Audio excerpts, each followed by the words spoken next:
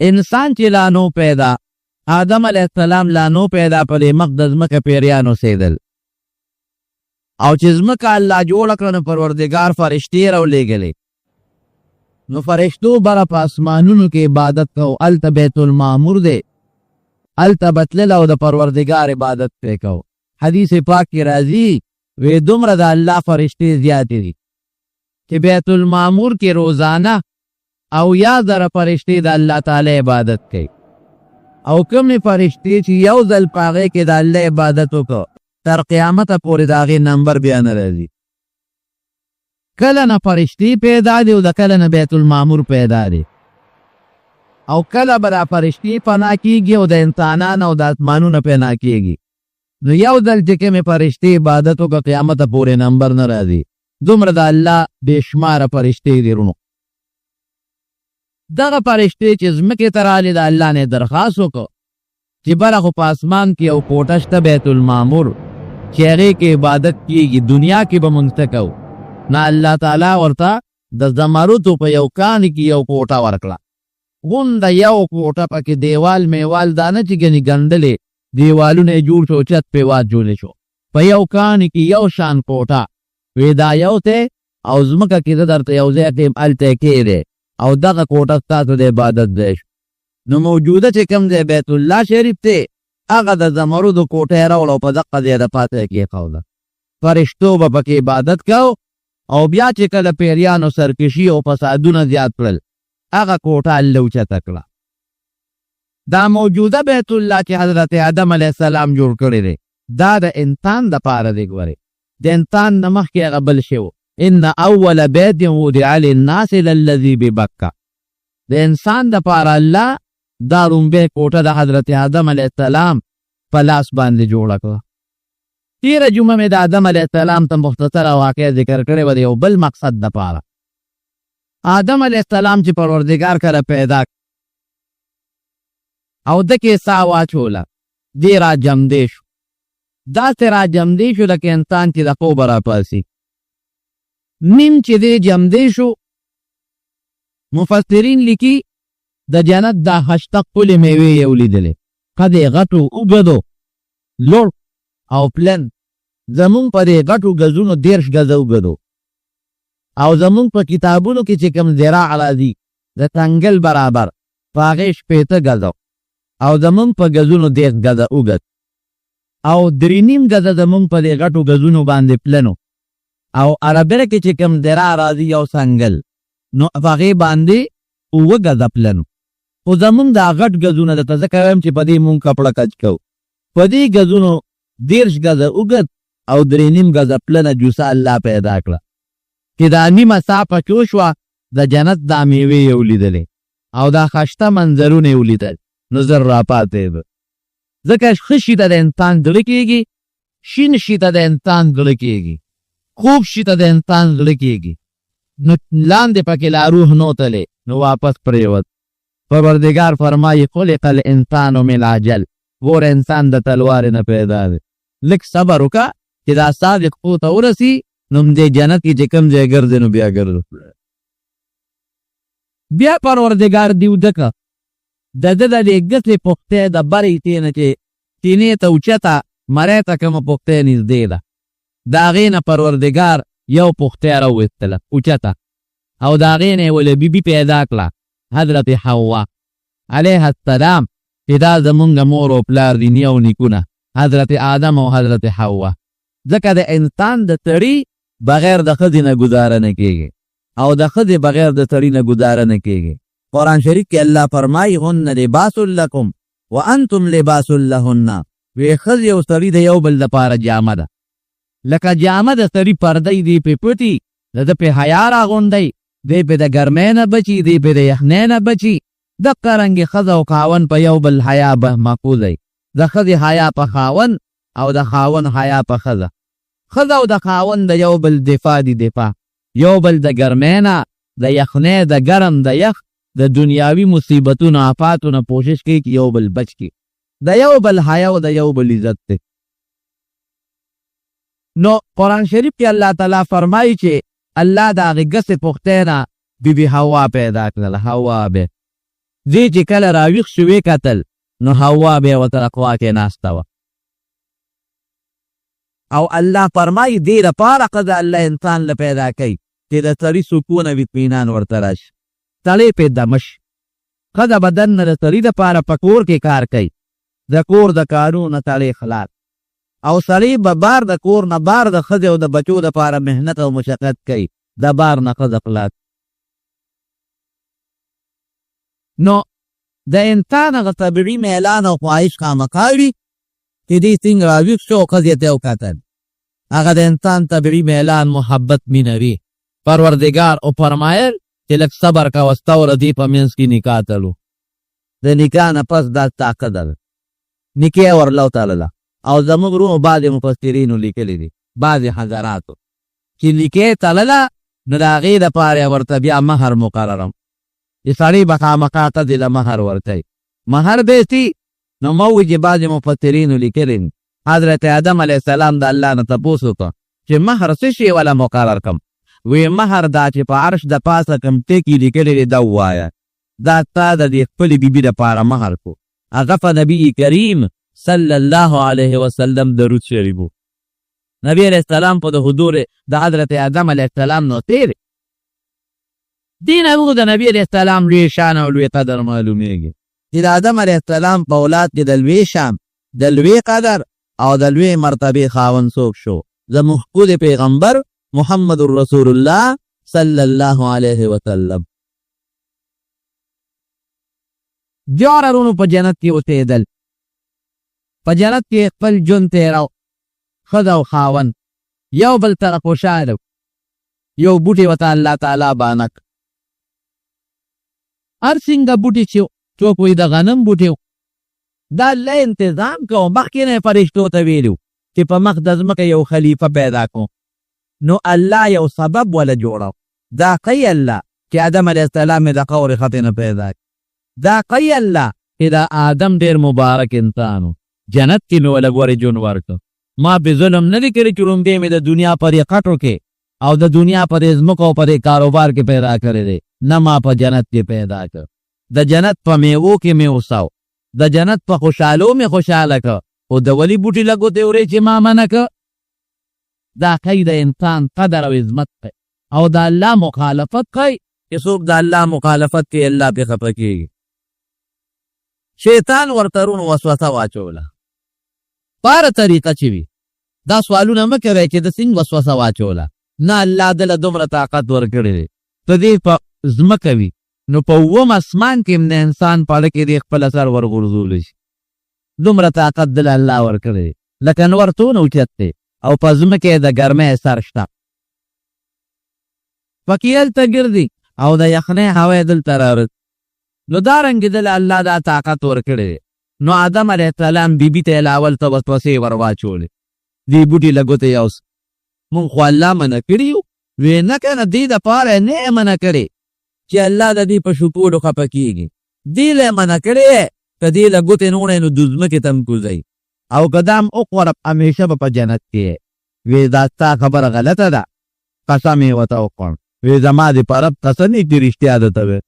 خو حوا بیبي خو د خدای په نوم مخکې قسم ترته نه اورېدلې، د الله په نوم یې قسم واورېد. ها تا د الله په نوم قسم مه خوره. قسم د الله نوم چې څوک والي مسلمان په اعتبار کوي. نو موږ نن د الله په نوم اعتبار نه کوو. زموږ عام مسلمانانو کې دا یو قاعده ده، غلطه قاعده، او دا ولې په اعتبار نه کوي؟ ځکه خلک د الله نوم په دروغ غالي. په معمولي څیز په 2 روپو هم د الله په نوم خلک قسمونه خوري. دې نه رومو ځان ساتئ. د الله نوم د دنیا لپاره مې استعمالوئ او د الله په نوم په دروغه قسم مه خورئ. په دې الله خفه کېږي او دا د الله د نوم غټه بېعزتي ده. او چاته چې الله توب د الله نوم واخلي قسم پې وخوري نو پکار ده چې دی په اعتبار وکړي. نه هغې خو له دې زمانې دا دروغجن نه وټېده چې د الله په نوم به هم څوک په دروغه قسم خوري. خو چې قسم یې ورته وکړه وی بس ته رښتیا وې. زر یې هغه بوټي له ګوتې یوړې چې د کوم بوټي نه الله منع کړی خو چې یو یې د هغې کې الله یو تاثیر پیدا کړی چې هغې سره د جنت جامې ته غوندې کوشوي. مکمل د دنیا خاصیتونه چې څومره و هغه پکې پیدا شو. د جنت جامې ته کوش. ها بوټي کې دا خاصیت و چې کې او دسماتې سړي له ورولي وله پیدا کوي لاړه پیدا کوي تړیوالي پیدا کوي غم پیدا کوي رکوټ او دسماتې پیدا کوي مرګ پیدا کوي بیماری پیدا کوي دا خو جنت شته نه دې نه به دنیا ته راتلل غواړو کم خاصیتونه چې بوټي کې وو جنت کې نه پوره کېږي به دنیا کې پوره کېږي نه جنت کې څوک رکوټ اولی او دس ماتولی شي نه پکې څوک ټوخ کولی شي نه پکې بیماری راځي نه پکې مرګ راځي نه پکې خوله شته نه ستړی ژوند شته نه پکې وده کېدل شته او دې بوټي خو هغه څیزونه پیدا کول نو اوس به څه کېږي اوس به خامخا دنیا ته راځي فتفقا یقطفان علیهما من ورق الجنه اوس بربن شو نو د جنت په بوټو پتې منډې والې ولې دا حیا د انسان فطري د فطري ګونه غریل ته نور انسانان نشته چې ځان ته پټ کړي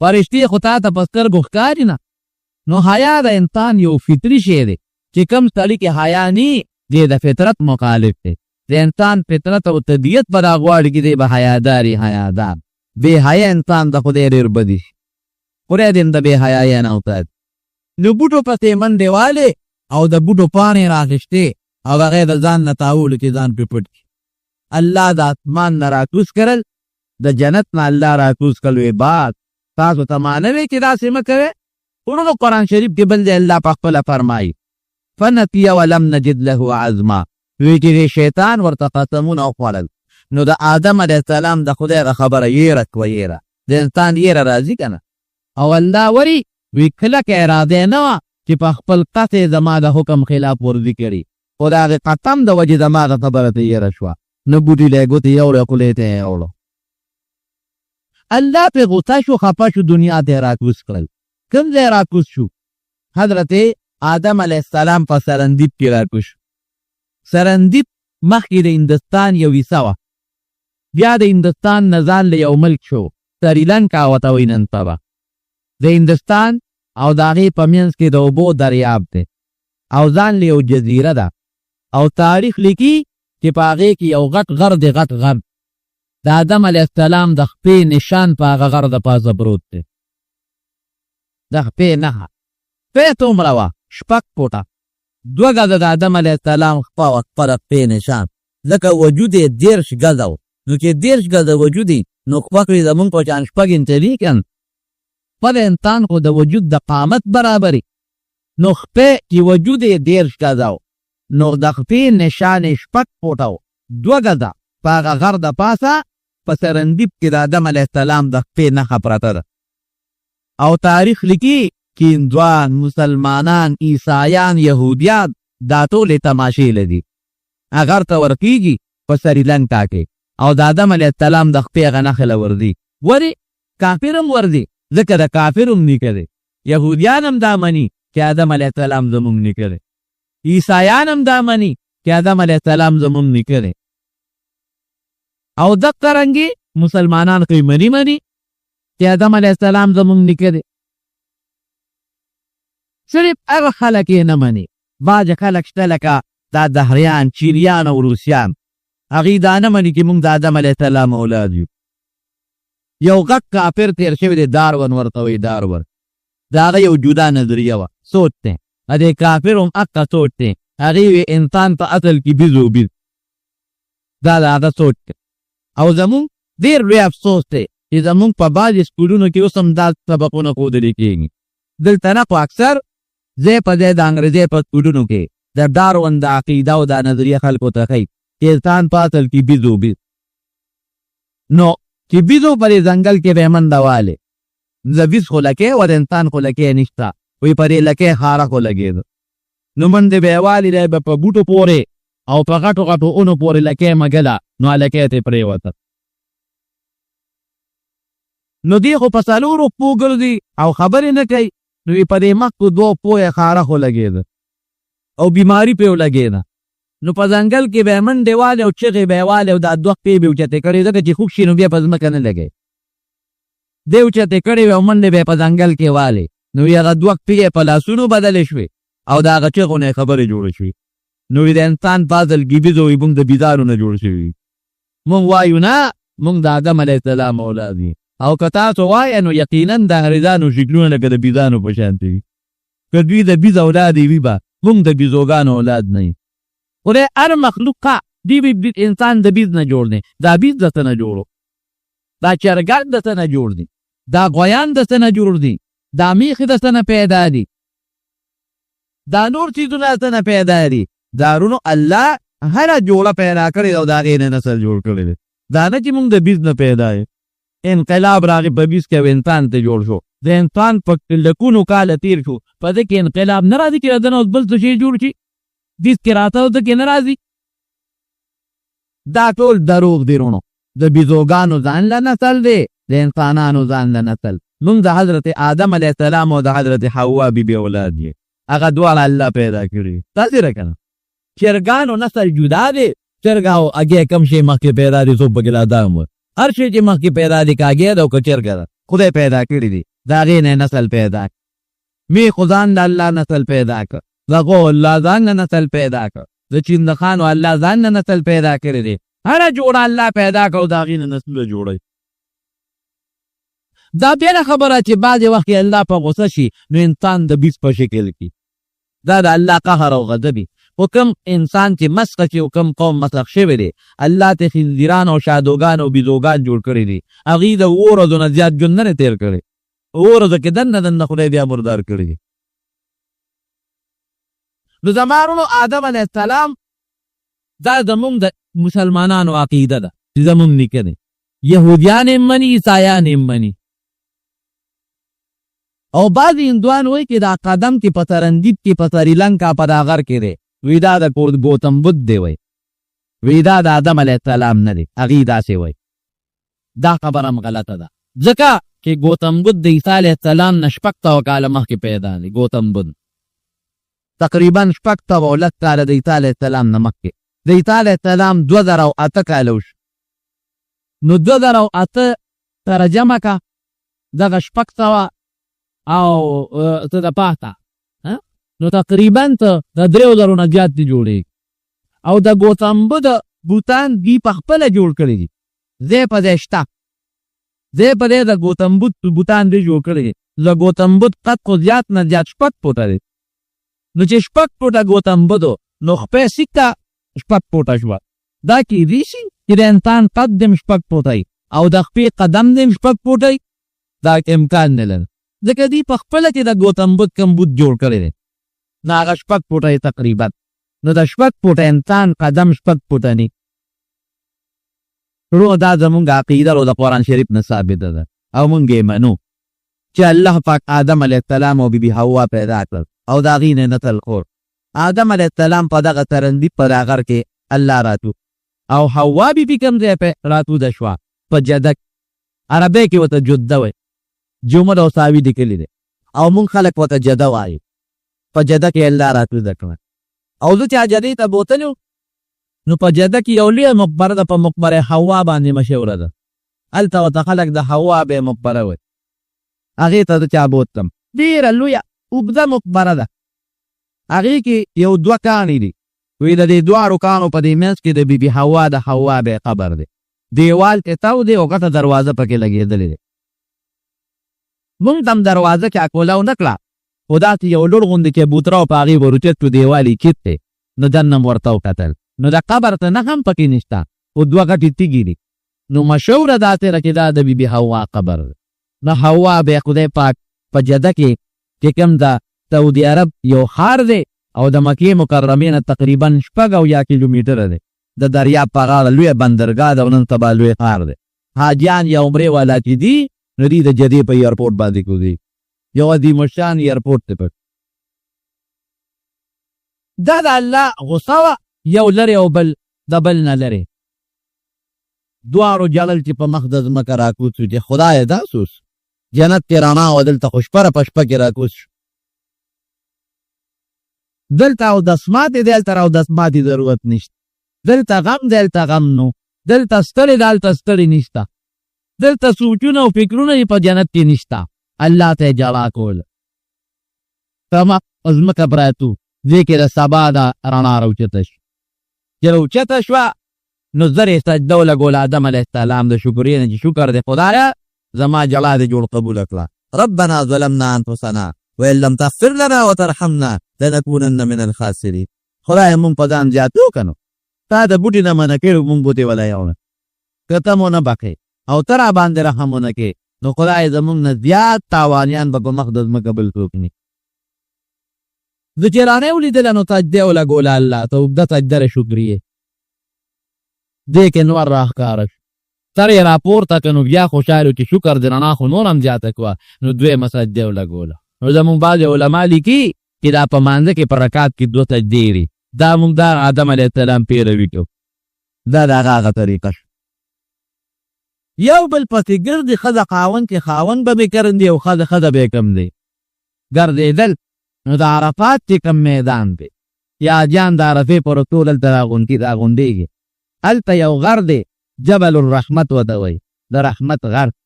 په هغې باندې یو غټه مناره غوندې یو ستن د ستن اوزم پې شته. عرفات دې غرونه ډېر دي او په دغې غر د پاس یو ستن ده او پوړی هم ورته جوړې شوي دي، خلک ورته خېږي. رکوع غر دې دومره لوی نه دی. دغه جبل الرحمت د عرفات په دا غر یو بل سره یو ځای شي. معرفت پیژنګلو ته وایي، یو بل یې وپېژندل. دغه میدان ته هم د عرفات او د معرفت او د پیژنګلو میدان وایي. خوشحاله شي یو بل ته. د آدم علیه السلام او د حوا ابې ملاقات په دغه غټ میدان کې رونو شو او د دغې غر په خوا کې یو بل سره ملاقات وشو. خوشحاله شو یو بل ته. نو پروردګار په مسلمان په حق کې یو فریضه مقرر په چې هم دغه میدان سره تعلق لري. په نهم د ذوالحجې د اختر نه یو ورځ مخکې چې مونږ د عرفې ورځ ورته وایو، دغه میدان ته تلل دا په حاجیانو باندې رکن دی، فرض دی. فرض خامخا به دغه میدان ته ځي. 9 میله مربع میدان دی. دا ټول حاجیان پکې دی. هلته الله ته جاړي د ماسپښین د زوال نه پس تر د انور پرېوتو پورې یو سکنډ هم چې څوک دغه میدان ته ور داخل شو، نو د حج دا فرض یې ادا شو. او که څوک دې میدان ته داخل نشو او طوافونه مو کي، عمرې مو کي او لکونه روپۍ مو لګوي، حج یې نه کېږي. پوره پار د دغه میدان یو ذمهداري د عرفات د میدان او د عرفات د میدان هغه محبت او غمینه او هغه عقیدت او د بیبي حوا او د آدم علیه السلام هغه پیژنګلو او ملاقات او خوشحالي د هغې په امت په روحاني خوشحالۍ کې راوستله. ځکه حدیث پاک کې راځي چې د عرفات په ورځ په دا میدان کې څومره خلک راجمعي، دا ټول الله بخي. کله جالي که نه الله ته چغې ولي ټول مسلمانان په دا خیمو کې او خدای ته جاړي. څوک په انور ولاړي او مثلا داسې ده چې په انور لږ الله ته ودرېږي، واره واره د نیم بوټي څوک د هغې لاندې ولاړي.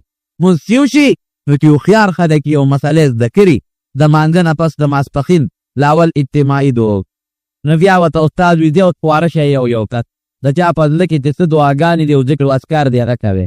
نو څوک د خیمې یو ګوټ کې، څوک د یو اونې لاندې، څوک د بلې اونې لاندې. خدای پاک ته دا خلک جاړي او چغې وي، یو روړي وي او الله ته یو زاري وي. نو الله د انسان په زاري او په جلا ډېر زیات خوشحالي.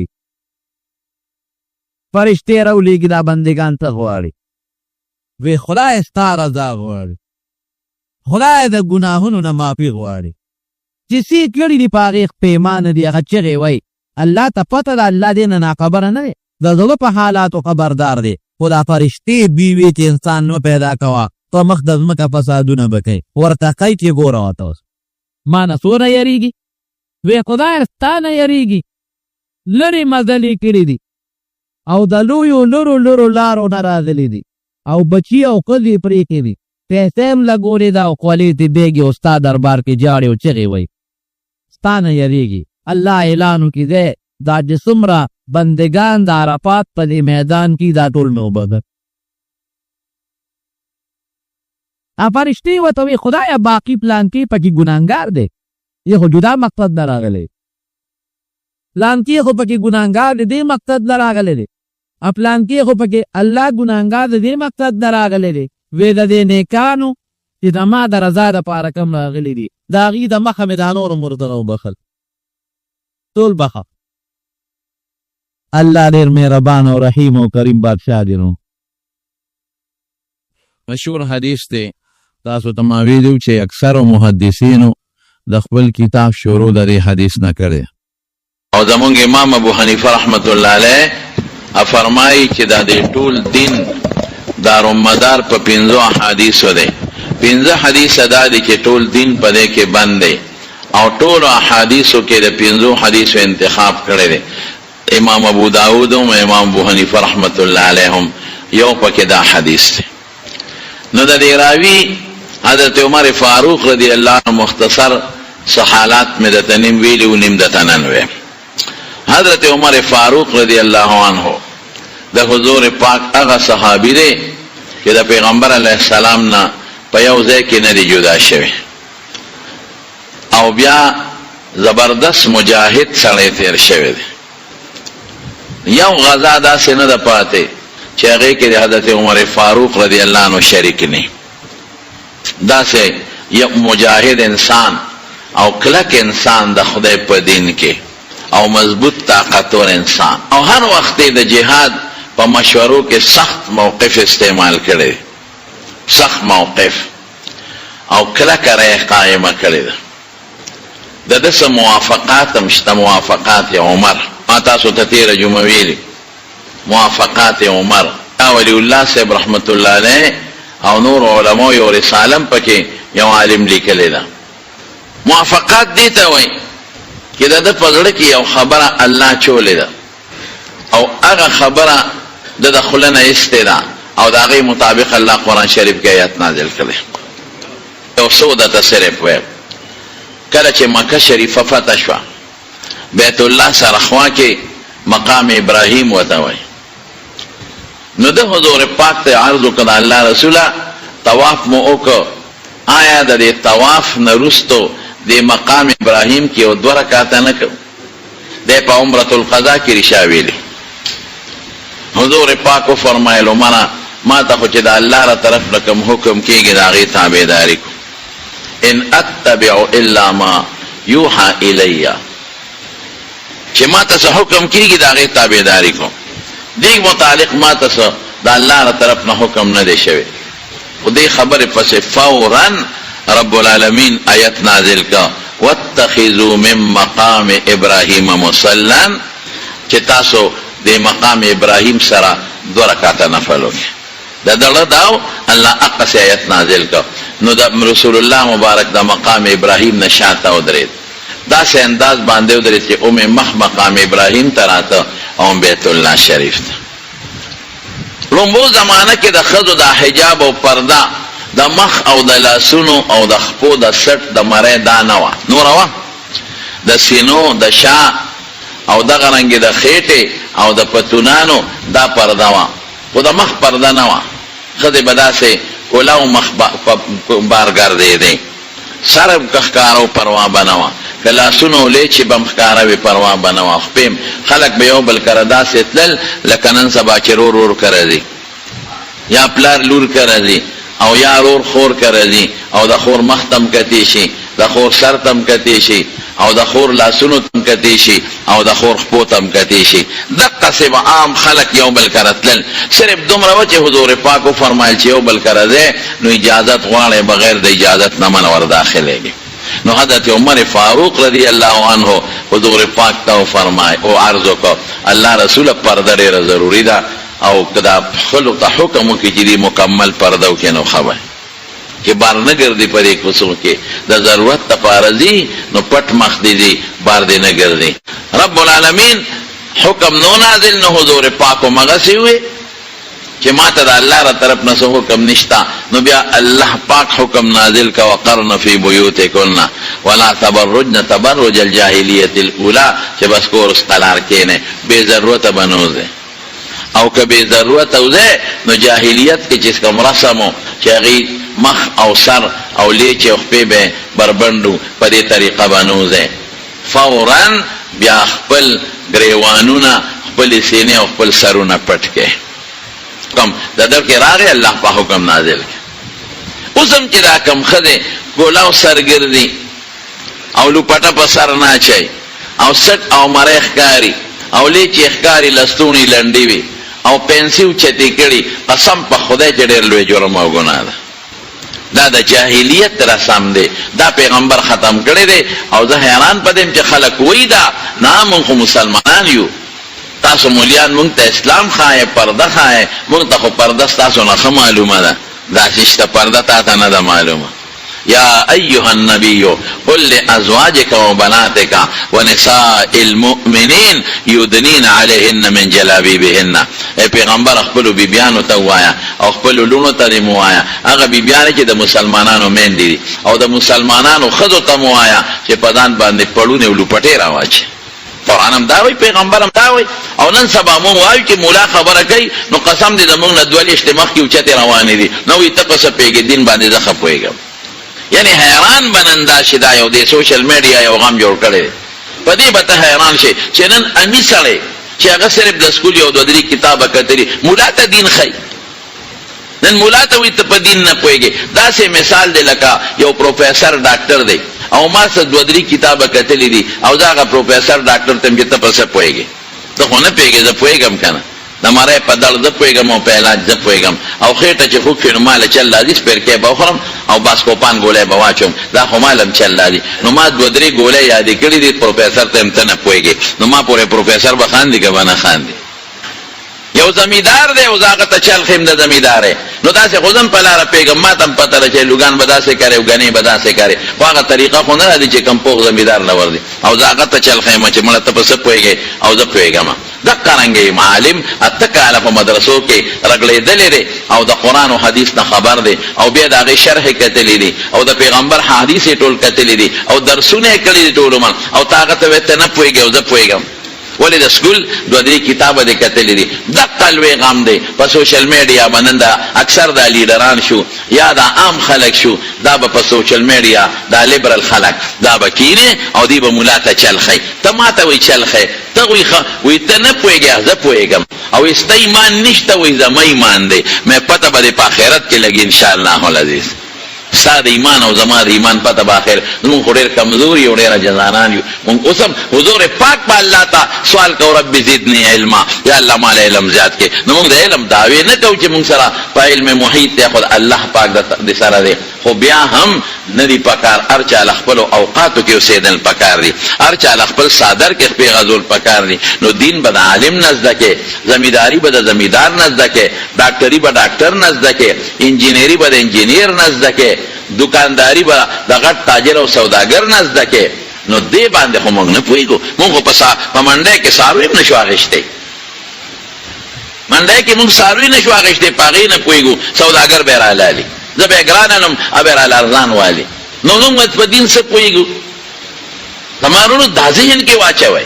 دا نن لیبرل خلک، هغه خلک چې ځان ته مسلمان وایي، موږ هم ورته کافر نه وایو. موږ فتوې په چا نه لګو. ما د یو سړي او دلوي تاسو فتوی مې نه، موږ فتوا نه لګو، خو چې څوک کافر شي موږ یې خلکو ته ښکاره کړو چې دا عقیده د کفر ده.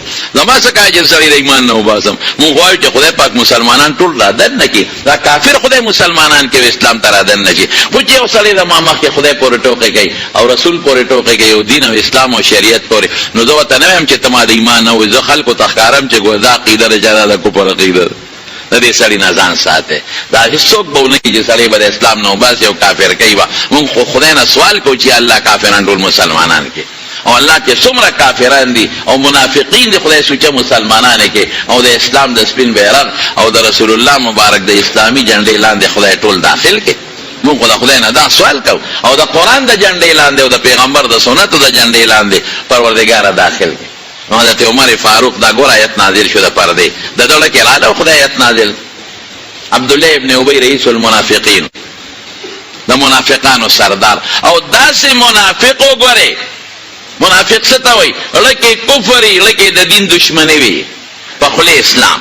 ډېر خلک وایي پلان کې خو مونځ کوي، او کو عبد الله ابن ابي هم مونځ کو. ته ما پسې مونځ کې، هغه رسول الله مبارک پسې مونځ کو.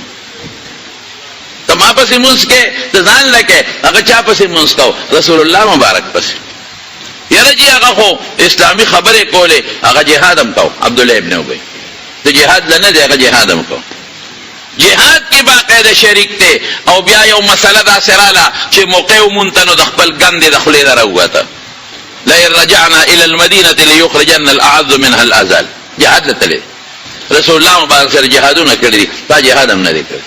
مریاض الجنت کې بناستو حضور پاک سره فی روضة من ریاض الجنه، مدینه منوره کې بناستو. هغه د دې زمانه خلکو نه دي کړي، منځونه کړي دي، روجې نیولې دي، صدقې به ورکولې. وی بندې کې را صدقې اخره کې یو ځل وایي د حضور پاک په دې مرګرو باندې بلو مرګرو ته وایي داسې کړي دي. هغه خو مونځ پیغمبر پسې کړی دی، مسجد نبوي کې مونځونه کړي دي، زکاتونه ورکړي دي، صدقې ورکړي دي، جهادونه کړي دي، او دونه په پیغمبر مبارک اعتماد او دونه اعتماد چې کله مړ کېده زوی ته وصیت وکړ بچې مال به د حضور پاک کمیس راوړی هغې کې بخښه ہے. دونه په پیغمبر اعتماد و. د دې زمانې منافقینو په شان دي نو چې مولا باندې عدم اعتماد، داسې اعتماد و. او بیا په خپل زوی ته وصیت وکړ بچې جنازه به زما رسول الله مبارک کوي. یعنې څومره اعتماد دی. خوله کې د پیغمبر دشمن، په خوله ښځه به زړه کې د اسلام دشمن، زړه کې د پیغمبر دشمن، زړه کې پیغمبر نه منه چې ته ولې راغلې او زموږ مشر ستا مشري شوه. په دې څه خفه و. دا ګورې صفا درته ویم، په دې خفه و چې زما خو د مدینې بادشاه خو زه جوړېدم او ته د باره راغلې او مدینه قبضه شوه او خلقو الله پاک عزت خو د خدای په لاس کې دی. پیغمبري خو خدای تعالی ظالمه نه درکړې، رسول الله مبارک له ورکړې ده. نو په دې باندې زړه سوځېدلی و چې د بار نه راغې د مکې نه او زمونږ د ټولې علاقې مشر شو. پیغمبر مبارک خو ځان ته مشر نه دی ویلی، الله ورته ویلی دی. صحابه تابعداري کړې ده. په دې اړه سوځېده، دړه نه پیغمبر نو منلې، دړه نه اسلام او دین نه دی منلې. نور اعتماد یې څومره دی په حضور پاک. مونځ ورپسې کوي، ماله به جنازه دی کوي حضور پاک، او په ماله به د هغه کمیس راوړی رسول الله مبارک. او د احد متعلق میټینګ کېږي، هغې کې هم شرکت کوي، هغې کې هم شرکت کوي. دړه نه پیغمبر نه دی منلې. د احد په جهاد کې د لارې نه واپس شو سپېره بچې. وی دا ماته جهاد نه ښکاري چې دا غوره پیغمبر کوي. وی دا ماته جهاد نه ښکاري. خپله رای قایموي د قرآن خلاف، خپله رای قایموي د اسلام او د دین خلاف، خپله رای قایموي د پیغمبر خلاف. پیغمبر روان دی احد له او دې څه وایي؟ وی دا جهاد نه دی. لو نعلم جهاد قتالا، وی که دا مونږ ته جهاد ښکارېدی مونږ به تاسو سره وتی، مونږ ځانونه نه وجنو، نیمې لارې نه واپس شو. که دړه نه پیغمبر منلې وي نو بیا د پیغمبر چې چا دړه نه منلې د هغه نه مخکې روان دی، په خپلو سینو باندې غشي تمبولې. پیغمبر چې چا دړه نه منلې دی نو هغه بیا په احد کې تورې او نیزو ته خپل لاسونه نیولي دي. حضرت طلحه لس ځایه لاس زخمي شوی دی، خو د پیغمبر مبارک دفاع کړی. پیغمبر چې چا منلې دی هغه بیا دې ته نه دی کتلی. نو ګوره ړنی نه دی منلی. خلک وایي دا مونځ کوي، هغه نه کوه څه ړنی نو منلی. نو چې رسول الله صلی الله ورې دړه نه دین چې څوک اوس هم نه ماني او دین پورې ټوکې کوي او دین پورې خنداګانې کوي او ګیرې ته سپک ګوري. سپک یو دا چې خرئ دا خو خبره نه ګناه ده، خو چې سپک ګوري پټکو ته او دا دین ته او دا شریعت ته او دا قرآن او دا سنت او دا پرده، دا اسلام والا خلک نه دی. دا لیبرل دی. په دې صرف جامه د اسلام پرته ده، دننه دین نه دی خوښه او په خولې ویلی نه شي. کله ته خدای ګن راوباسي، ګن ده ګن کله خدای راوباسي. کم لوښي کې چې غم شوی دی هغه ته راوځي. زمونږ د عرب وایي کل اناء یترشح بما، چې کم لوښي کې کم شوی دی هغه ته ساسي. د پیو نه به په لوښي نه به پی ساسي، او د اوبو د لوښي نه به اوبه ساسي، او دا ګن د لوښي نه به ګن ساسي. وګوره چې د خولې نه ښه خبرې راوځي که ګن راوځي. ښه راوځي نو ډکې ایمان پروت دی، او که خولې نه ګن راوځي اسلام پورې خندا، شریعت پورې خندا، نه مې مولا پورې خندا او مولا پسې سپک وایه. معلومیږي دا چې د ده په زړه کې دننه ګن پروت دی، د خولې په ذریعه ته یې هغه راووت. دا به هېڅ چارې به نه کوې د مارونو. ښه دین شریعت زبانه به ډېرې غلطۍ کېږي. معلوم والا هم نوم مغشتو ته ضرورت نشته. خبرې دی چې ما سره په ټیلیفون رابطه وکړه، ماله کور ته راشه، زما اصلاح وکړه، زه به ستا شکریه ادا کړم، شکر به ادا کړم. بل عالم کې څه غلطي وي نو هغه پسې لاړ شه کور ته، پیاله چای به هم در باندې وڅکي، وایي ته شریعت د دې کار خلاف ورزي کې. نو که هغه نه کوله خو تا به پوه کړي، اګر نه ته به پوه کړې. هېڅ خبره نشته دی. کمې خو پارچا کې شته، ممکن ته په ټولو کې شته، خو چې ته نومې ملا یادې، نومې عالم یادې، نومې مدرسه یادې، معلومیږي دا چې دننه په خېټه کې دننه ګن پروت دی، په خولې ګن راووته. دا به نه کوې. زما اواز چې څوک هم اورې او څوک دلته یې که بار ملکونو کې او هر ځای کې بچې زما خبرې د نصیحت دي، په دې او بد نه ګڼئ. زما خبره ټوله د نصیحت وي ټول ته دا خبره کوم چې نوم عالم او نوم مولا او نوم شریعت او مدرسه او پټکی او د نیک اعمال چې څومره څوک کوي دا سپکه بنوای الله خفه کیږي الله به نه خفه کوي الله به خوشاله او که چا کې غلطي وي ما کې بر ټول نصیحتي په یو ټلیفون نه توایا یا به تا پوي کم چې دا تنه پوي شي دا غلطي نه ده او یا به توبه واسه معافي وغواړم خیر خلاص یې څه دي مونږ شریعت ځان تابع دعوه کو خدای دې مونږ ټول د پیغمبر مبارک سنت تابعدار جوړ کړي نو چې کله ملکیږي عبد الله ابن ابي نو دا وصیت وکړ نو رسول الله مبارک زر خپل کمیس را واغشته او زوی سوچا مسلمانو د زویم عبد الله نو ما غزوی له کمیس ولا ورکوي نه دا ولا پلان نه ورک ولی کمیس ورکو وخته نمبر 1 پیغمبر مبارک ډېر زیات خصلوک کون کې وخت دویم سو په بدر کې چې کم قیدیان نیولي هغه قیدیانو کې یو حضور پاک تر حضرت عباس رضی الله عنه مسلمانو خو مجبوره د وجنه جنگ لراغلیو په بدر کې ونیول شو دا کمیس نو د هغه لک د قد نه اوچاتو د بل چا کمیس په نه برابرې ده نو دی عبد الله ابن ابي دا هغه قد برابرو نو هغه ولا کمیس ور کړو نو حضور پاک له عمر سوی وګوره وی د الله رسوله وی دې سپیرل ته کمیس ورکه تر کمیس ورکه وی دا ول خپل بدل خلاصوم تر له د کمیس ور کړو نو زبم دا کمیس ورکم بدل بخلاص شي چې په ما د چې احسان باقی پاتې نه ګوره او کی ایمان پکې نه نو دما کمیس دله اس پیدا نه ورکای کی ایمان پکې وین الله به رحم وکي ایمان پکې نه دما کمیس اړو پیدا نه ورکای چلال جنازه ته ورمخ کې شو او جنازه کله کوله او د قبر نه راوېستو حضور پاک مبارک لاړم په خپل ټوکړه دا غي د بچو د خاطره او چې جنازه ور باندې کوله او صفونه تیار شو او صفتم حضور پاک مخ کې شو نو فورا حضرت عمر راغی او د رسول الله مبارک سینې ته مخامخ ودرېد وی اتصلي على هذا الرجل القائل يوم كذا كذا وكذا ته په دې سړي جنازه کې فلان کېر ودی دانو ویلې فلان کېر ودی دانو ویلې تاسو او ستاسو دین پسې ته په دې جنازه کې یره قسم په خدای ډېر بهادر انسان دا سه بہادر مو په دنیا کې ته نه دی لیدلې لکه حضرت عمر فاروق رضی الله عنه چې تاسو یو خبره کوم کله چې خپلار مړی کنه تاسو ته پښتو خبره کوم او ډېر بدعمل نه او ډېر خراب سړی وي نو دا هغه د جنازې پرز دا هغه د بچو مخ کې دا ویل چې دا خراب سړی تاسو هم تاسو کوم جواب راکړه نشي ویل هغه وایي ارڅ چې سمون پلار دی مونږ سترګو کې ګولې ګوتې را منډي او بیا د جنازې پرس کپلار ډېره خرابې خو روان زویم بیا جاړي چې پلار سره روان یې غم بیا جاړي هغه د پلار جدایي ډېر ګران کار دی آسان کار نه دی ډېر ګران کار دی د پلار جدایي نو جنازې پرس باندې او بیا پلار دی او بیا هغه پلار چې د مدینې مشر که حضور پاک نه وی راغلی یو څوره د لیټ شوی وي یو څو میاشتې نو دته پټکې د مشریعت تاج د بادشاہ تړل کېده داسې پلار لوی قوم ورپسې په زرګونو قوم ورپسې ولاړ دی داسې ورکوټې سړی نه دی او جنازې ورځ ده بچي دړمن دي او بیا هم حضرت عمر راغی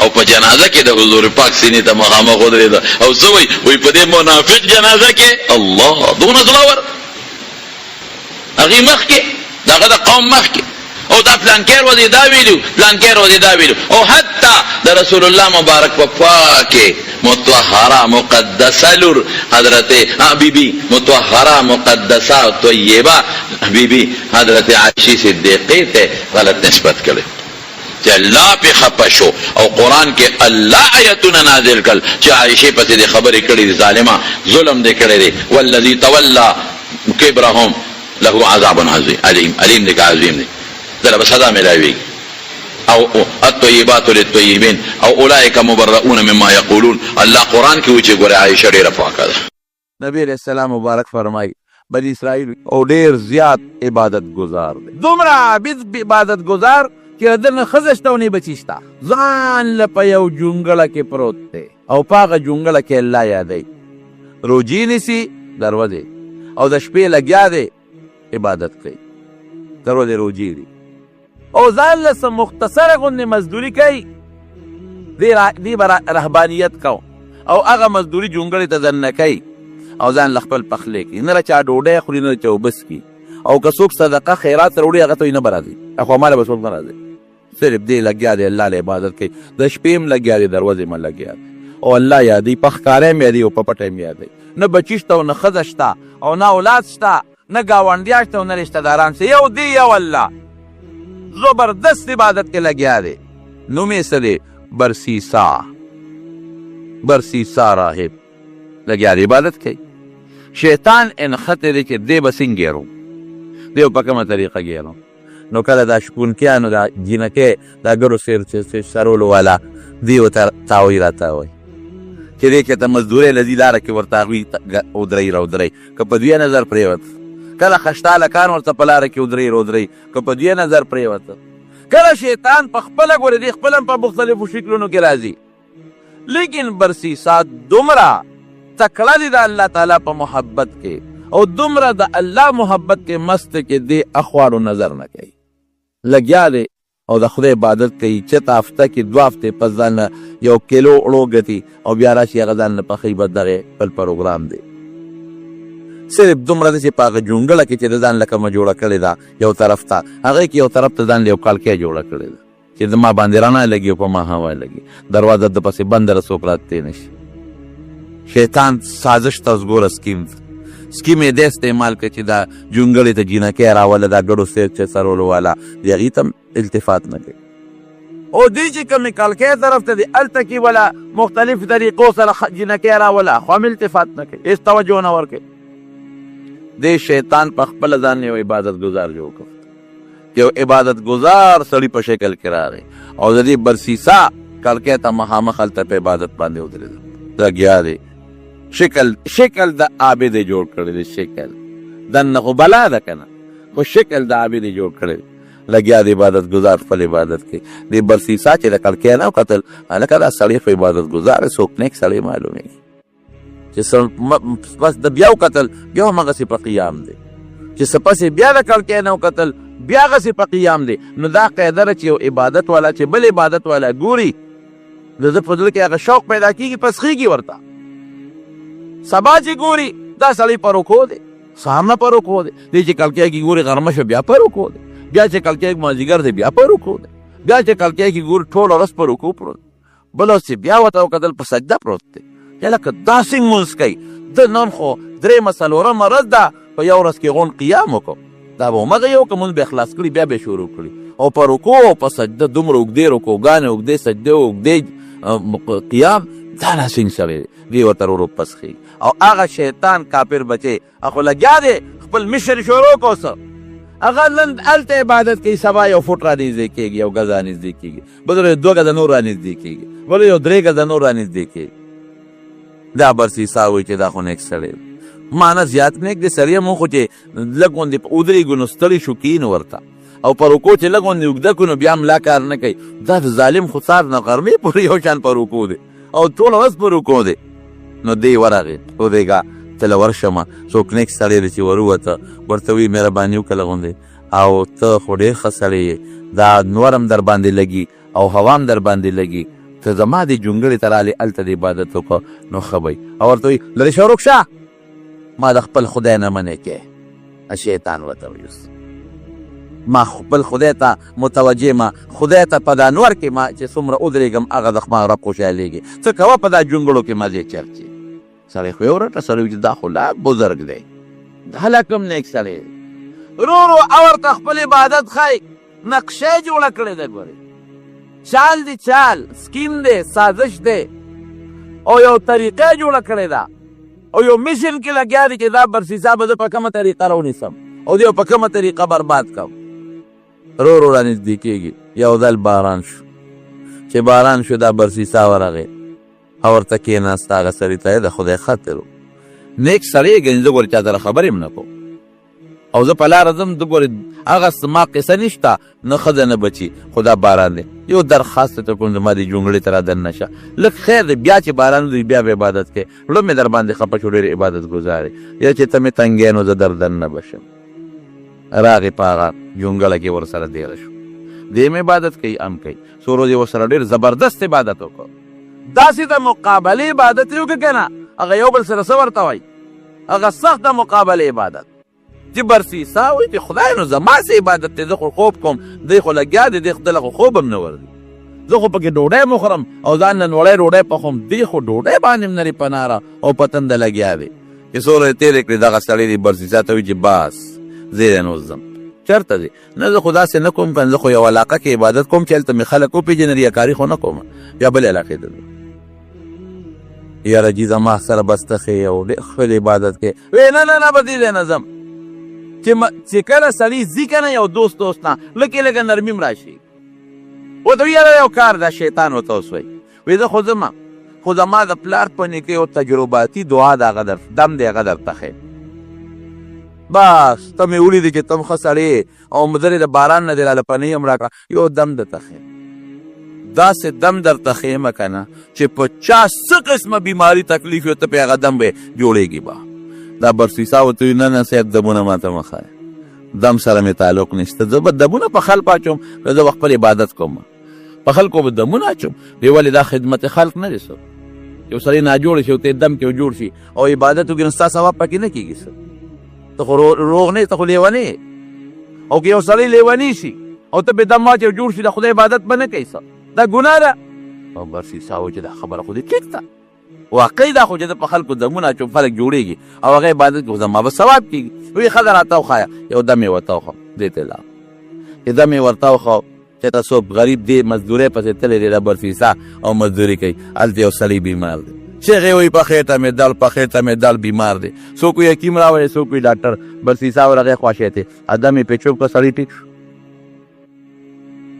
هلکه هغه برسیسا والا هغې اخوا بل بیمار بل وروره شی شروع شو او چې څوک ناجوړه کېږي دلی بوځي او دې پې دم اچوي ټیک کېږي خبره مشوره شوه چې خبره مشوره شوه د بادشاه لور باندې لیونتوب راغی ګوره که نه سکیم ته ګوره اوس که نه هغه خپل مشر ته ګوره په کومه طریقه تاویږي د بادشاه په لور لیونتوب راغی منډې ترړې نه جوړېږي چا ورته وي صاحب هغه جونګړه کې یو سړی دی بابا دی ډېر نیک سړی دی او صاحب چې په چا دم اچوي نو خدای پاک یې جوړوي ورشه ولې دله چې راغی نه نه زه خو بادشاه محل ته نه ځم زه خو دلته خپل عبادت کوم دلته به دله راولو چیرې وصله چې دم مې پې واچو جینۍ جوړه شوه څو ورځې پس بیا پې لیونتوب راغی دا خلک وایي که په دې جنکو پیریان رالل دا ګوره ټول دروغ وایي پیریان میریان نشته دا څه چل ول دی دا څه قصې پیسې دي خو دې درته اوس نه وایم خاوند نه خفه شي نو په ځان د قصده پیریان راولي په دې مه خفه کېږې په دې مه خفه کېږې هلک یې خوښي او پلار یې هغه له نه ورکوي نو په ځان پیریان راولي ټیک د پیریان حق دی مونږ منو جنات دا صحیح ثابت دي شته دی په بعضو به وي ممکن ده او به چېرته په سلو کې یو کس دوی دا نور ټول فرضي قصه دي ګوره دا هغه شیطاني چالونه دي د شیطان هغه سکیم او سازش دی اوس به ته وایې چې دا پیریان یا دا جینۍ لیونی شوه او دا څنګه په دې دم باندې جوړه شوه نو را به شو د دواړو جهانو مبارک سردار ده نبی کریم صلی الله علیه وسلم فرمایي وی کله کله شیطان ورشي په یو انسان کې ورننوځي نو هغه کې څه بیماري پیدا کړي نو بیا ورته پړه کې وسوسه کوي وی فلانکي بوت له لاړ شه فلانکي زیارت ته لاړ شه نو ټیک به شي نو چې دی هغه بوت ته لاړ شي یا هغه زیارت ته لاړ شي نو شیطان تیوځي وګوره وی ټیک شوم که نه اوس هم زمونږ خلک ورې داسې کوي په دې زیارتونو مونږ ځان له خپل نومونه ایښودي دا طبې والا بابا دې ته به جوړوي دا ټوخي والا سپیشلیست یې ټوخې جوړوي او دا سرخوږي والا سپیشلیست یې سرخوږې جوړوي او دا ګردو والا سپیشلیست یې ګردې جوړوي الله اکبر شفا ورکوونکی څوک دی الله صرف یو الله شفا ورکوونکی دا بابا نیک سړی چې د ګردو بیمار به شو دی به چاله ته دا کوم بابا چې قبر کې وفات دی ورته سر دم اچي او سر دل ورسره ښه کېږي چې ده باندې به سرخوږي راغی چاله به ته الله له به ته کوه نه موږ په کم سوچ کې پراته یو او دا مختلف نمونه وی خو دي یو زیارت لو بل زیارت لو بل زیارت لا او دا دنیا قصې پیسې روانې ټیک تا زمانم نیکان خلق دي اولیاء دي بزرگان دي او وفات دي داغي احترام داغي قبرون لتلل د شریعت مطابق او د هغې باندې توسل نیول هم زمونږ د دیوبند علماو یو طایفه یو ډله وایي چې دا هم جایز دي اگر چې بعض علما ته انکار کوي لیکن قبر له شرعي طریقه باندې تل د هغوی احترام په خپل ځای دی د هغې قدر په خپل ځای دی هغه نیکان دي صالحین دي لیکن دا بیماری علاج به مې دا کوي او دا بچي مې نه کېږي زمونږ د خوا کې په دې ګاونډ کې پخوا یو دغه یو زیارت و نوم بیا وانه دمه بعضې وروڼو به پیم شي خیر دی نو هغې باندې چا باندې به ته به راله دا پخوانۍ دا د باباجي د ما د خولې خبره ده چې به چا به ته به راله نو به هغه زیارت ته لاړ نو هلته به باقاعده ډولکې پروت و نو هغه ډولکې به یې غاړه کې واچو او ابې ډنګو او تاوېده به ابې ډنګو او تاوېده به او دا به سندره ورسره وی چې د ډب د غاړې لاله زه راغلی یم ستاله چې ته مې خلاص کړه د تبې د جنجاله او ډولکې به یې ډنګو داسې به ټیکې که دا قصې پسې دي دلته یو شوه وه ماشوم بیا راوست په هغې کې بیا ور دننه کړ سوری شوه وه ګوره نو دا ما ته پته ده که سوری شوه ده نو ماشوم بیا پکې ور دننه کړ وی دا به ټیک شي جوړ به شي دا شیطان پکې دننه ننوتي دا چل ورته وښیي اخوا ته یې وباسي ښه نو دا چل وکړه چې لاړ شه نو پلانکي زیارت د رب العالمین یو غوټه ورکړو نو یو ځای بدې کېږي نو دویمه غوټه چې ورکړي دویم ځای بدې کېږي نو چې درېیمه غوټه دې ورکړه نو څو ځای بدې کېږي دی نو ته 50 ورکړه چې خدای دې له مقرر کړي نه که دلی درکړم زامن څوک ورکوي الله قرآن حکیم کې فرمایي زه نه ویم قرآن کې الله فرمایي څنګه دی یهب لمن یشاء اناثا چاله لونه ورکوي ولمن یشاء الذکور چاله زامن ورکوي او یزوجهم ذکرانا و اناسا چاله لکان جنکې دواړه ورکوي ویجعل من یشاء عقیما چانه شن جوړی چې خدای د چا د شن فیصله وکړه قسم دې که ډاکټر او بل څوک هم وله بچي ور نیکان صالحان د هغې خپل مقام دی خپله مرتبه ده ډاکټر به تعالی علاج کوي خو جوړولی دې نشي جوړوی به دې څوک الله به کوي دم به را باندې زاچو بالکل سنت دی دم اچول خو درې جوړولی نشم نه دم جوړولی شي جوړوی به دې څوک په دې دم کې په دې تعویز کې او دارنګې په دې دارو کې شفا څوک اچي الله خو په هغه طریقه به موږ دا اسباب استعمالو چې کوم موږ ته د دواړو جهانو سردار فرمایلی نو حضور پاک مبارک فرمایي وی شیطان پکې ورننوځي نو بیا ورته فلانکي زیارت ته لاړ شه نو چې هلته لاړ شي شیطان تیوځي بې ګوره چې رالم ټیک شوم که نو بل تم وی بل تم وی بل تم وی بل تم وی بل تم وی نو دې کور نه بیا آواز کوي چې دلته په سر دل راشي نو کور نه آواز کوي پیره بابا راورسېږي وایي که نه وایي خصوصا دا بوډایګانې ښځې دي دا جورابه مخ چې یې نیولې دی دا کپه خوله پیره بابا راورسېږي او کاکا صاحب راورسېږي دا رارسېدل د الله سره تعلق لري دا د غیب علم چا سره دی الله سره دی تا نه هغه څه خبرېږي نیکبخته یو 2 رکعته نفل وکړو پیر بابا پسې وبخه یو 2 رکعته نفل وکړه وی ثواب یې کاکا صاحب ته ورسوي یو کیلو روجي پخې کا او ثواب یې پیر بابا ته وبخه کاکا صاحب ته ورسوه او خدای دې ثواب ور ورسوي ورله صالحان خلک دي پیر بابا چې کوم نقش قد کار کړی په هغه نقش قدم لاړ شه کاکا صاحب چې کوم کار کړی پیر بابا په کومه وجه دې لوی مرتبې ته رسېدلی وایه د الله په عبادت کاکا صاحب ته چې دا لویه مرتبه میلو ده په څه ورته میلو شوې ده د الله په عبادت نو هغه طریقه یې ورنه اختیاروي یعنې چغې دې جوړې کړي دا شیطاني اثرات وسوسې دي جمعې په ورځ باندې قبرونو نه شمې وړل شریعت کې چورلټ ګناه ده شمې څه دپاره وړي زیارت ته څه ضرورت دی پکې دې ته صحابه و نبي علیه السلام قبر مبارکه شمې وړي دي دې ته تابعینو د صحابه کرامو قبرونو نه شمې وړي دي ایو کس پکې زین هم لیدې کاڼې راغشتې دی د زیارت زه ورته موټه مې کلکونې مې دا څه کې جنازې نه را روان یاره اوس ما ته پته نه لګي صحیح مقصد وخو وی سبق مې نه زده کېږي سبق مې نه زده کېږي نو دا راته چې هغوی چې دا 2 کاڼو باندې جبه وټکوه نو جبه به برابر شي خدای خبر نور ته نه یم خبر خو ما ته یې دا ټکې وې مې دې خوا که چې دې په دله وټکوم چې ټیک کېږي او که نه ټیک کېږي دا څه خبرې دا شبهې دا شیطاني وسوسې دي ګورې دا کار مې وشو نو زه به ځم او زه به دا کوم دا د ګناه کار ای وروڼو د الله نزدېکت په هغه طریقه کې دی چې کومه د الله او د رسول طریقه ده. په کومه طریقه چې ما ته الله ښولې ده او ما ته د الله رسول ښولې ده چې په هغه طریقه روان شم، بس دا د الله د تقرب او د نزدېکت نښه ده. او که هغه طریقه مې نه استعمال کړې په بله طریقه نه شم نږدې کېدی. نو هغه بادشاه په لور باندې دی لوبه جوړه کړل او بیا به یې ورته وسوسه اچوله، دی به لاړ، پیریان به ترې لاړه، ټیک به شوه.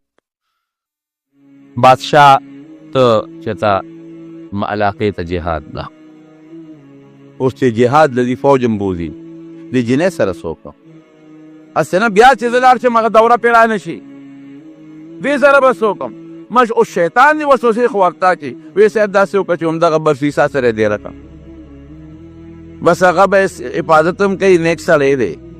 او بله پکې دا فایده ده که دوره پې راځي د نږدې نه او پې دمه مچوي، برسیسا لی راوست. هغه ویې داسې ده چې ته کوم پردی جنۍ به د ځان سره دی، دا ګناه را باندې کړ، زه ګناه نه کوم. ویې داسې خوا کې کور به جوړ کړو، دا جنۍ به هغې کې دېره خو که دوره پې راځي مهرباني وکړه لږ غوندې ورځه او دم پې اچوه او زه پلانکې علاقې ته ځم. زه ډېره ښه ده، هغه قصه اوږده ده، لږه وخت هم کم دی او لږه تفصیلي ده، خو دې بالاختصار درته وایم.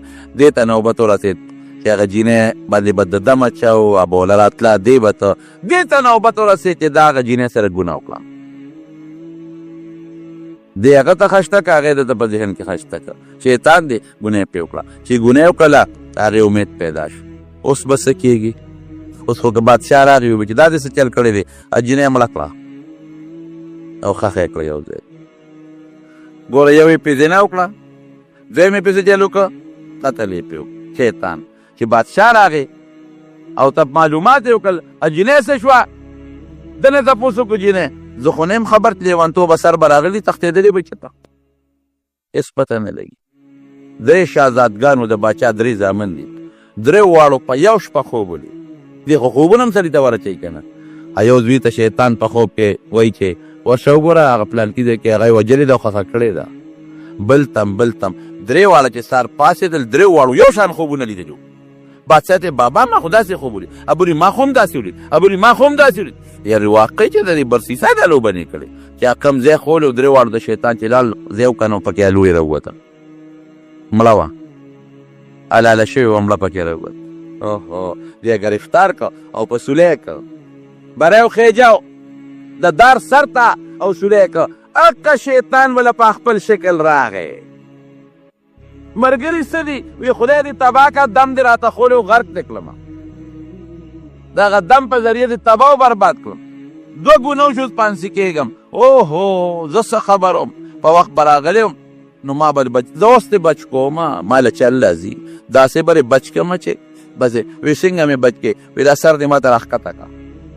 وی دا چېرته کېږي؟ نو ګوره چې ته زما تابعداري نه کوې، زما غوندې عبادت ګزار تا لیدلی دی، خوار شې مرې او خټ غټ ګناهګار مرې، سر راته ښکته که، دا سر دې ښکته که، تړلی خو چې څونه دې وس کېږي سر دې ښکته که، نو د دې صبح سم بچ کوم دی چې د سر ښکته که هغې پرې تورې غزار وکړه بادشاه او مردار یې کړه. ایمان نه خلاص کړ. دا د شیطان حد کندي د دواړو جهانو سردار فرمایي خبردار شته ګورئ. او الله قرآن کې فرمایي مونږ چاله پیغور ورکو مړه چې د چا د پلار نه څوک دا ټوپی کوزه کې ټوپی دا پټکي کوز کې تا له پیسو نه غیرت راځي، راځي به که به نه راځي؟ چې دا ما د پلار نه پټکي کوز کړی، دا ما د پلار نه کمیس ایستلی، الله دا غیرت مونږ ته اچوي. څه وایي؟ وی دا هغه دی چې ستا د نیکه حضرت آدم او ستا د نیا نه جامې ایستي دي، ینزع عنهما لباسهما لیریهما سوآتهما. ستا د نیکه او د نیا نه جامې ایستلي او بربند کړي دي، خپل نیا نیکه باندې غیرت نشي کولی. ان الشیطان لکم عدو، ستاسو دشمن دی، فاتخذوه عدوا، دشمن بیگان. نو دا بیان می نیمو که نیم برته انشاءالله په آینده جمعه کې ځکه خطرناک دشمن دی. نو داسې طریقې به م درته بیا وښیم په بله جمعه کې انشاءالله چې د دې دشمن نه به مونږ په کومه طریقه ځان ساتو. نه اوس نه بله جمعه، اوس وخت کم دی، خبره وګرم په کومه طریقه به د دې دشمن نه ځان ساتو او کومې طریقې دي چې مونږ به پرې د نه ځان بچ کوو او د څه بعضې حربي دی هغه هم درته ویم. نو اله به انشاءالله خبره خلاصه شي. دعا کوي چې رب العالمین مونږ د دې سپېرنه وساتي. الله دې زمونږه د شیطان د وسوسو نه امان نصیب وګرځولي کړي او چې مونږ یې څونه خطا کړي یو، څومره مونږ ته نقصانات رسولي دي، رب العالمین هغه راته وبخي. خدای مونږ کمزور یو، حقیقت دی چې مونږ کمزور یو، شی مضبوط دی مونږ ورته کمزور یو. خدای تم ته وساتئ او رب العالمین تم ته امن نصیب وګرځولي. دو کې بعضې مریضان دي الله تعالی شفا ورکړي، بعضې زمونږ دوستان دي لرې ځای نه راغلي، دعا وکړي چې الله وله دنیا او د آخر خیرونه او برکتونه نصیب کړي. او زمونږ د جمع یو ملګری دی ظریف خان استاد جي، د هغه والده وفات شوې ده، د هغه 6 بجې جنازه ده د شیخانو دی، لکه هغې ته هم دعا وکړي چې الله مغفرت نصیب کړي. څومره مردګان وفات الله ټولو مغفرت نصیب کړي، الله د آخرت او د دنیا خیر هم نصیب کړي او د